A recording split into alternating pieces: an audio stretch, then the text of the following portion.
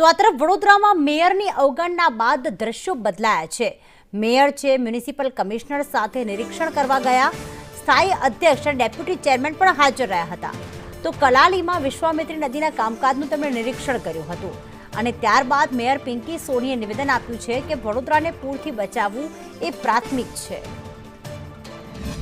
વડોદરા શહેરના નાગરિકોને જે પૂરની પરિસ્થિતિનો સામનો કરવો પડ્યો હતો, તો આ વિશ્વામિત્રી નદીના રિવાઇવલની કામગીરી આદરણીય મુખ્યમંત્રી શ્રી ભૂપેન્દ્રભાઈ પટેલજીના સતત અવિરત માર્ગદર્શન હેઠળ તેમના જ દ્વારા રચવામાં આવેલી નવલાવાલાજીની કમિટી દ્વારા જે સૂચનો આપવામાં આવ્યા હતા, એ સૂચનોને અનુસરતા સમગ્ર શહેરમાં સર્પાકારે વહેતી આ નદીનું જે કામગીરી કરવામાં આવી રહી છે, જેના થકી આ નદીનો તટ વિસ્તાર ઊંડો તથા પહોળો કરવામાં આવશે, જેથી આ નદીની વહન ક્ષમતા અને સંગ્રહ ક્ષમતા બંનેમાં વધારો થશે। અમે જોડે જ ફરીએ છીએ।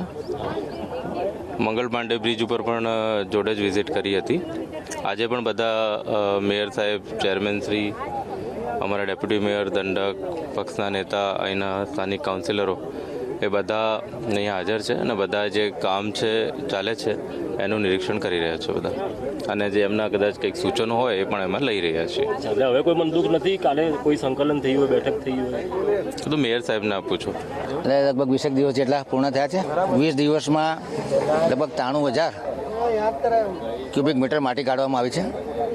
રોજની 19,000 ક્યુબિક મીટર માટી કાઢવાનો અંદાજ હોય, એટલે જે હોળી અને ધૂળેટીના તહેવારમાં જે બેકલોગ થયો છે, લગભગ રોજની 3,000 થી 3,500 ક્યુબિક મીટર માટી હવે આવનારા 20-25 દિવસમાં, એટલે બાકીના જે 80 દિવસ છે એમાં જે લોસ થયો છે કમ્પન્સેટ કરવો પડશે।